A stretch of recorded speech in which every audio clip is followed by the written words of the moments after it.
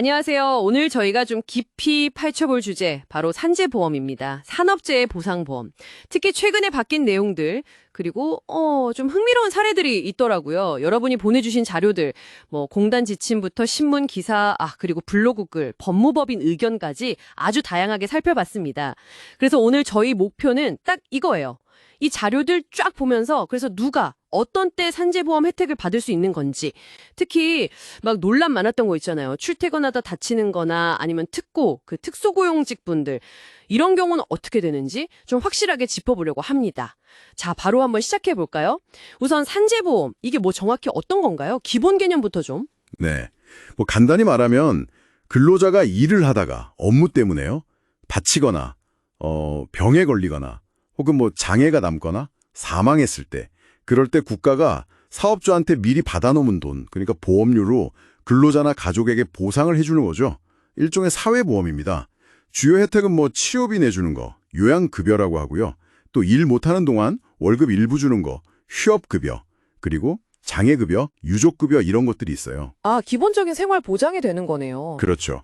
그리고 중요한 게 보험료는 원칙적으로 사장님이 다 내고요. 물론 특고 같은 일부 예외는 있습니다만.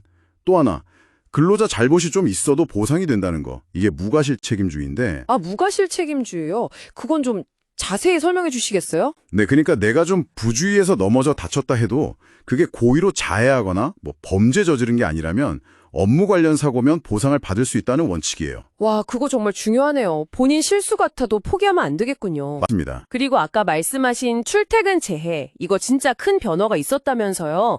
저도 예전 기억으로는 회사 차 타다가 사고 난 거 아니면 거의 인정 안 됐던 것 같은데. 네, 맞아요. 정말 어려웠죠. 근데 2016년 9월 29일, 이 날짜 이후부터는 확 달라졌습니다. 그냥 보통 다니는 길, 대중교통 타거나 자기 차 몰거나 자전거 타거나 걸어서 출퇴근하는 중에 사고가 나도 통상의 출퇴근 재해라고 해서 산재 보상이 가능해졌어요. 그럼 이제 웬만한 출퇴근 사고는 다 된다, 이렇게 봐도 될까요? 근데 또 여기에도 조건 같은 게 있겠죠. 예를 들어서 퇴근하다가 마트에 잠깐 들렸는데 그럼 어떻게 돼요? 네, 그게 또 중요한 포인트인데요. 기본적으로는 출퇴근 경로를 벗어나거나 일탈, 중간에 멈추면 안 되는 게 원칙이에요. 그런데 일상생활에 꼭 필요한 일들 있잖아요. 예를 들어 퇴근길에 장보기, 애들 어린이집 데리러 가기, 병원 잠깐 들르기, 투표하기 같은 거요. 이런 건 예외로 인정해 줍니다. 다행이네요. 그럼 마트에서 장 보다가 넘어져도? 그건 아니고요. 중요한 게 그 예외적인 행동을 하는 중에 다친 건 안 돼요. 네, 그럼 언제요? 그 행동을 마치고 다시 원래 출퇴근 경로로 돌아와서 이동하다가 사고가 났을 때만 보호가 돼요. 그러니까 마트 안에서 다친 건 안 되고 마트 나와서 다시 집으로 가다가 사고 나면 된다. 이런 말씀이시죠? 네, 정확합니다. 그 지점이 좀 헷갈릴 수 있죠. 버스 타려다 넘어지거나 지하철에서 밀려서 다치거나 자전거랑 부딪히거나 이런 사례들이 있습니다. 그렇군요. 예외 행위 마치고 복귀 중 사고. 기억해 둬야겠네요. 자, 여기서부터 또 흥미로운 얘기인데요. 회사 밖에서 일어난 사고나 좀 특이한 경우들, 출장 중 사고는 당연히 될 것 같고, 근데 자료 중에 중국 판례가 있던데 이거 좀 놀랍더라고요. 근무 중에 성관계하다가 사망했는데 산재 인정이라니요? 네, 그 사례가 좀 그렇죠. 이게 업무 관련성을 어디까지 볼 거냐 하는 문제인데요. 일단 사업주 지시로 회사 밖에서 일하다 다치면 원칙적으로 업무상 재해예요. 물론 지시 어기거나 딴짓하거나 경로 벗어나면 안 되고요.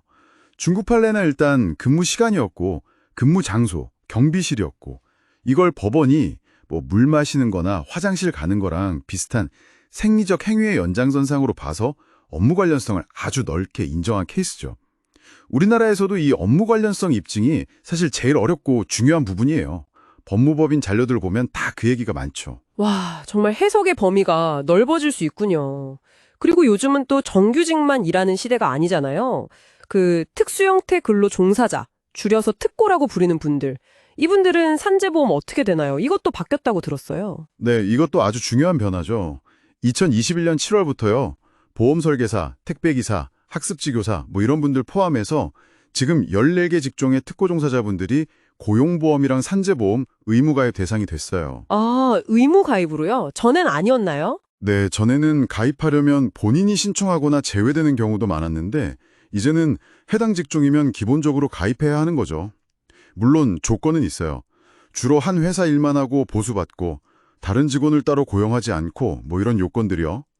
고용보험은 소득 기준이 좀 있는데 산재보험은 해당 직종이면 소득 관계없이 대부분 의무 적용이에요. 보험료는 보통 회사랑 반반 내고요. 이제 와서 나 가입 안 할래 하는 것도 병가나 육아휴직 같은 진짜 특별한 사유 아니면 거의 안 돼요. 그렇군요. 특고분들도 이제 산재보험의 보호를 더 받게 된 거네요. 자, 그럼 이 모든 정보들, 지금 듣고 계신 여러분께 어떤 의미가 있을까요? 핵심은 이겁니다. 혹시 일을 하다가 또는 출퇴근하다가 다치거나 병을 얻었을 때, 아유, 뭐, 나는 해당 안 될 거야. 이렇게 미리 속단하지 마시라는 거예요.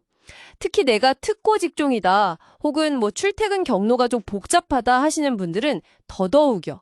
생각보다 보호 범위가 넓을 수 있습니다. 맞습니다. 제도는 계속 바뀌고 있고 점점 더 많은 근로 형태를 포괄하려고 노력하고 있어요. 그리고 혹시 회사가 산재보험 가입 안 했거나 보험료 안 냈어도 근로자는 보상받을 권리가 있습니다. 절대 포기하시면 안 돼요. 아, 그것도 중요한 정보네요. 회사가 안 들었다고 해도 신청할 수 있다. 네. 가끔 회사에서 우린 가입 안 해서 안 돼 라거나 불리한 합의를 유도하는 경우가 있는데 절대 그러시면 안 되고 직접 근로복지공단에 전화해보거나 찾아가서 상담하고 신청하는 게 제일 중요합니다. 아, 그리고 신청 기간. 보통 3년이고요. 장애급여나 유족급여 같은 건 5년이에요. 이것도 꼭 기억하셔야 하고요. 네, 오늘 산재보험에 대해서 정말 많은 걸 알아봤네요. 출퇴근 재해부터 특고 적용 확대, 또 업무 관련성이라는 게 생각보다 복잡하고 해석의 여지가 많다는 것까지요. 노동 환경이 계속 변하니까 제도도 그걸 따라가려고 애쓰는 모습이 보이네요. 네, 그래서 마지막으로 이런 질문 한번 던져보고 싶어요. 우리가 본 자료들을 다 종합해보면 앞으로 재택근무나 플랫폼 노동처럼 일과 삶의 경계가 점점 더 희미해지는 그런 새로운 근무 형태가 많아질 텐데 과연 이 업무 관련성이라는 개념은 또 어떻게 변해가고 어떤 새로운 문제들을 던져주게 될까요? 이건 뭐 앞으로 계속 우리가 같이 고민해봐야 할 숙제인 것 같습니다. 네, 정말 생각해볼 만한 질문이네요. 오늘 깊이 있는 분석 정말 감사했습니다. 네, 감사합니다. 오늘 저희와 함께해 주신 여러분 감사합니다.